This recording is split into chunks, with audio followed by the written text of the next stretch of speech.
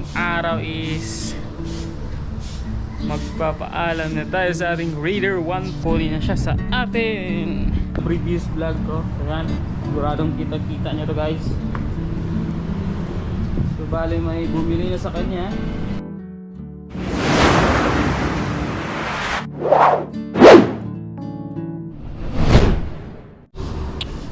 So yon guys, today is Saturday, is panibagong araw, panibagong vlog na naman tayo ngayon. So ngayong araw is magpapaalam na tayo sa ating Raider 150 carb. So yan guys, may bibili na sa ating motor. So may kumuha na sa kanya. So bali tong araw na to is nandito pa sa atin, pero next week is kukunin na siya sa atin. So papakita ko lang yung motor natin guys. Yan yung Raider 150 natin. Sa mga nanood ng previous vlog ko, ayan, siguradong kita-kita nyo to guys. So bali may bumili na sa kanya. So congrats sa bagong may-ari ng motor natin. Sana is alagaan mo pa rin yung Raider natin. Yan.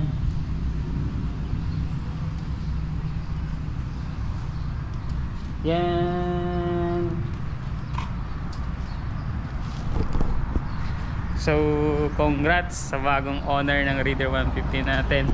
So malungkot man, pero kailangan natin gawin.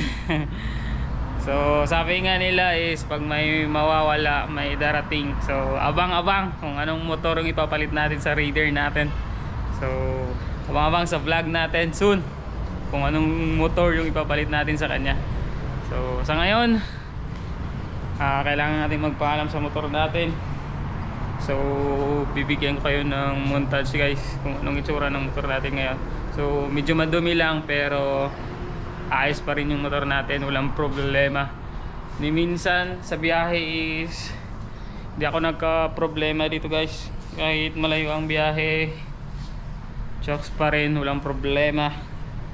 So in 3 years siguro o 4 years, so walang naging problema sa makina guys. So bibigyan ko kayo ng montage.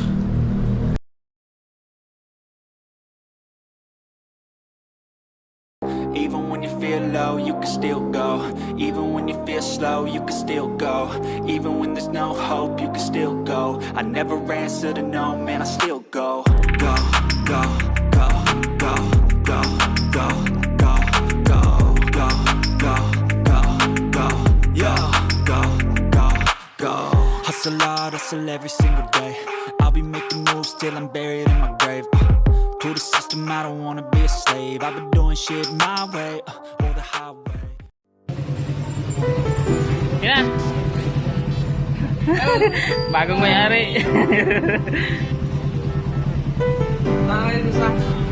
Okay. 1 down, 5 up. Clutch ha, kasi makalimot ka. Okay. So yeah guys, bye bye na sa Raider natin.